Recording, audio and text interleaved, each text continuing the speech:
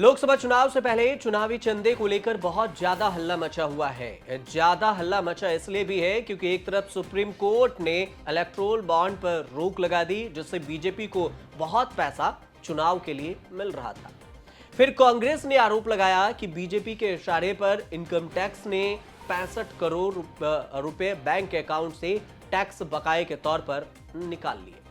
अब जो खुलासा हुआ है, इससे बीजेपी बैकफुट पर आ गई है। राहुल गांधी ने आरोप लगाया है कि प्रधानमंत्री मोदी के राज में बीजेपी को दिया अवैध चंदा और इलेक्टोरल बॉन्ड ही ईज ऑफ डूइंग बिजनेस की गारंटी है। राहुल गांधी ने सोशल मीडिया पर सवाल उठाया है कि क्या आपको प्रधानमंत्री मोदी की चंदा दो, बेल और बिजनेस लो योजना के बारे में पता है? देश के प्रधानमंत्री वसूली भाई की तरह ईडी, आईटी और सीबीआई का दुरुपयोग कर चंदे का धंधा कर रहे हैं। राहुल गांधी के इस गंभीर आरोप का बैकग्राउंड ये भी है कि न्यूज लॉन्ड्री और न्यूज मिनट वेबसाइट ने खुलासा किया कि बीजेपी को 335 करोड़ का चंदा ऐसी कंपनियों से मिला जिसकी जांच ईडी इनकम टैक्स कर रही थी। 4 साल में 335 करोड़ का चंदा 2018 से 2019 से और उसके अलावा 2022 से 2023 के बीच में यह चंदा मिला।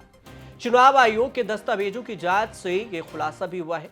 2018-19 और 2020-23 वित्तीय वर्षों में, इन 4 वर्षों में करीब 30 निजी कंपनियों के खिलाफ ईडी की कार्रवाई की शुरुआत हुई, सीबीआई की जांच की शुरुआत हुई, इनकम टैक्स की जांच की शुरुआत हुई। करीब 30 कंपनियां हैं।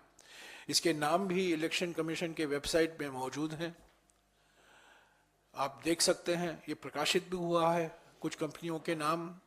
30 कंपनियां हैं जिनके खिलाफ ईडी, सीबीआई और इनकम टैक्स छोड़े गए हैं और इनसे इन 4 सालों में बीजेपी पार्टी को 335 करोड़ रुपया चंदा मिला है।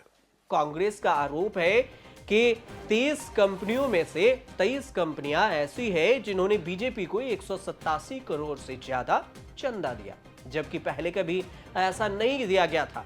4 कंपनियों ने जांच शुरू होने के 4 महीने के भीतर 9 करोड़ से ज्यादा चंदा बीजेपी को दिया।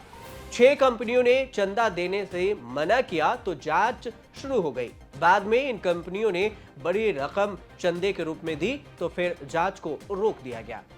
सरकार पर कांग्रेस समेत पूरी विपक्ष का यह आरोप पुराना है। ईडी, सीबीआई, इनकम टैक्स जैसी सरकारी जांच एजेंसियां सिर्फ विपक्ष के नेताओं को निशाना बना रही है।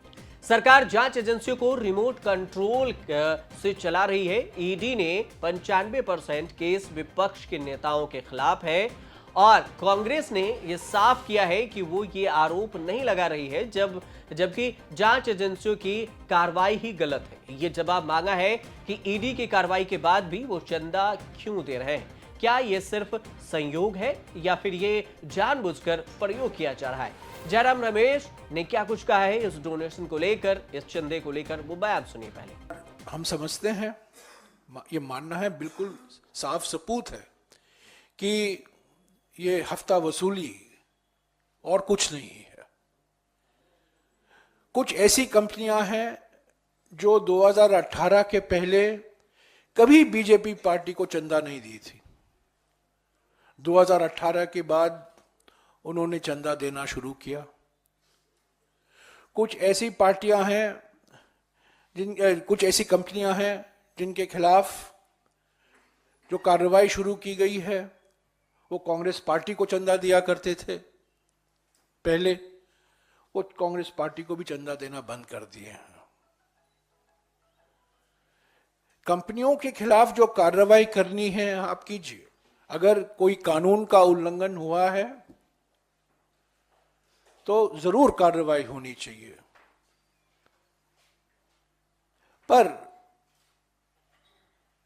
धमकी देकर, ईडी के द्वारा धमकी देकर, सीबीआई के द्वारा धमकी देकर और इनकम टैक्स के द्वारा धमकी देकर उन्हीं कंपनियों से, उन्हीं निजी कंपनियों से चंदा देना, मैं समझता हूं ये बिल्कुल साफ दर्शाता है कि मूल मकसद क्या था ईडी, सीबीआई और इनकम टैक्स की जांच का? मूल मकसद यही था, हफ्ता वसूली। ये ब्लैकमेल की राजनीति का एक मिसाल है। इसी रिपोर्ट को आधार बनाकर राहुल गांधी और कांग्रेस के ऑफिशियल प्रेस कॉन्फ्रेंस करके वसूली भाई चंदे का धंधा जैसे आरोप लगाए। कांग्रेस के संगठन महासचिव के सी वेणुगोपाल ने चिट्ठी लिखकर वित्त मंत्री निर्मला सीतारमण से शिकायत की है और चैलेंज किया है कि क्या सरकार बीजेपी के फाइनेंस पर श्वेत पत्र लाएगी। मांग की है कि सुप्रीम कोर्ट की निगरानी में जांच होनी चाहिए। कांग्रेस के आरोपों को बीजेपी ने यह कहकर खारिज कर दिया है कि इसका पूरा इलेक्शन मैनेजमेंट फंडिंग ट्रांसपेरेंट है, इससे उसका कोई भी लेना देना नहीं है। गोपाल कृष्ण अग्रवाल बीजेपी के नेता है, उन्होंने क्या कुछ कहा वो भी सुन लीजिए। जांच की जाए, खबरों की जांच की जाए। इन्वेस्टिगेशन एजेंसी सबकी जांच करेगी।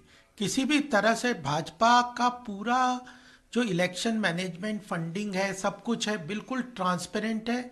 टाइमली इलेक्शन कमीशन को सारी रिपोर्ट जाती है, पूरे डिटेल्स इनकम टैक्स डिपार्टमेंट को भी जाते हैं, सब कुछ पब्लिक डोमेन में है। अगर किसी भी तरह की कोई भी जांच होनी है या कुछ होनी है, निष्पक्ष जांच इन्वेस्टिगेशन एजेंसी करेंगी। पॉलिटिकल पार्टियों की आमदनी और खर्चा का हिसाब किताब तब सामने आता है जब चुनाव आयोग ऑडिट रिपोर्ट जारी करता है। ऐसे ही बीजेपी की ऑडिट रिपोर्ट में खुलासा हुआ है कि 2021 और 22 में बीजेपी की इनकम 1917 करोड़ होती थी, लेकिन 2022 और 23 में 2361 करोड़ हो गई। बीजेपी को इलेक्टोरल बॉन्ड से 2022 और 23 में 1300 करोड़ रुपए की फंडिंग मिली, जबकि कांग्रेस को सिर्फ 171 करोड़ मिले। मोदी सरकार के समय शुरू हुए इलेक्टोरल बॉन्ड सिस्टम को गैर कानूनी बताकर सुप्रीम कोर्ट ने इलेक्टोरल बॉन्ड का सिस्टम ही खत्म कर दिया है। और अब इसी चंदे को लेकर लोकसभा चुनाव से पहले बवाल मचा हुआ है। विपक्ष कह रही है कि हमें जानबूझकर दबाया जा रहा है ताकि उनसे टक्कर ना ले सकें, और उधर से बीजेपी जो पक्ष में सत्ता में बैठी पार्टी है वो कह रही है कि वे कांग्रेस ये अनर्गल बातें कर रही है और ये आरोप निराधार है। अब देखने वाली बात ये होगी कि ये चंदे का जो खेल है उस पर क्या 2024 लोकसभा चुनाव में कोई असर पड़ता है या फिर नहीं। आप देखते रहिए न्यूज़ तक।